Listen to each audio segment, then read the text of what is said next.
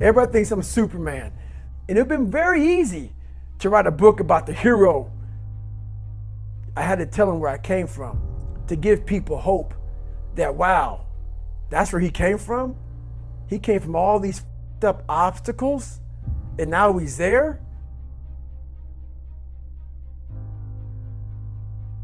You have to make mistakes.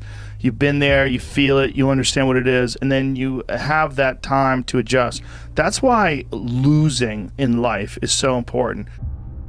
Loss, those feelings where things didn't work out your way, that's important because it lets you know this is the bad feeling that comes when it goes wrong, and you improve, and then it makes the good feelings of victory all the better. Making a terrible book that gets rejected by every publisher and then writing a really good one and people accept it and you're like, fuck, I got better. Yes. It's hard for people to gravitate towards challenge, but through challenge, you get the greatest reward. It's the rare person whose mind gravitates towards the reward of accomplishment, the reward of pushing yourself through a very, very difficult circumstance, very difficult challenge, to get to that feeling of accomplishment like you get when you get to the top of the mountain, when you're pushing, when you don't want to, and you get to it and you did it, and you know that you overcome this weakness inside of you that wants you to quit, that everybody experiences at some point in their life, and it's a matter of how you react to that experience and how you react to that pull. The pull towards the bed is strong. Pull towards weakness is strong because it's so easy to do. It's so easy to quit. It's easy to quit. Society today is too easy, I believe. I think that's kind of the draw for me to pushing myself the way I do physically, mentally. I don't like it. If something's easy, I'm not attracted to it. I want it to be hard. I want it to be difficult. Unless I'm beat down or tired or whatever, I don't feel like I achieved what I needed to achieve that day. Through failure, you get all the answers. So I was able to go back through and say, okay, this happened, this was wrong, this was wrong, this is wrong. So I don't even look at failure like, I don't even call it failure. I don't, because I don't look at it like, oh my God, I failed. Anything you do along that way is amazing. You cannot look at it as failure. Even though you didn't get what you wanted, all you're doing is examining ways to become successful at this particular thing. You're trying to master something. It's not failure. You're trying to become the master of a particular thing. It's not failing. Whenever you're trying to master something, there's a process. Contrary to popular belief, nobody has a clear-cut winning path that is free of resistance and failure all the way to the top of the mountain. We all have failures. We all experience it. Our problem is we don't see the failures in others. We see some at the top of the business world, and we don't wonder how many times they failed a company before, quote unquote, making it big. Thomas Edison, he tried 10,000 times before he got his light bulb to light up the first time, and that invention changed the course of the world. Dr. Seuss, another guy you all know, was rejected by 27 different publishers. J.K. Rowling started on Harry Potter as an unemployed, recently divorced single mother. None of these stories experienced success the minute they decided to try to do something.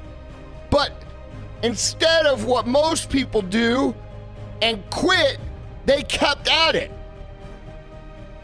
By you thinking that you're going to go out and execute on this play the first time you run it and it's going to score a touchdown is arrogant.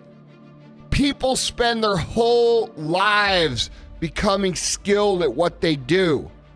To think that you're going to open up whatever the path is that you're trying to be on and just jump on it, this is why I respect people that try. People that are willing to go out and do what it is they want to do, even though they know they're going to be bad at it. These people are going to build confidence.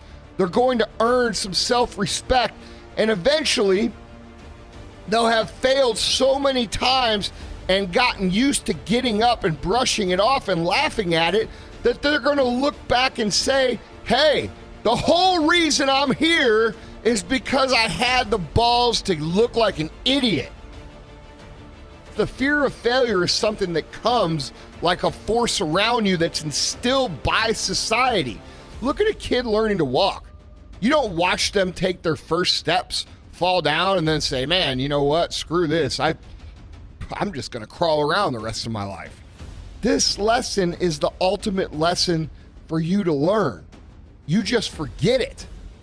Why do we lose this? Why do we forget this? Why did you forget this? If you continue to try, you'll have success.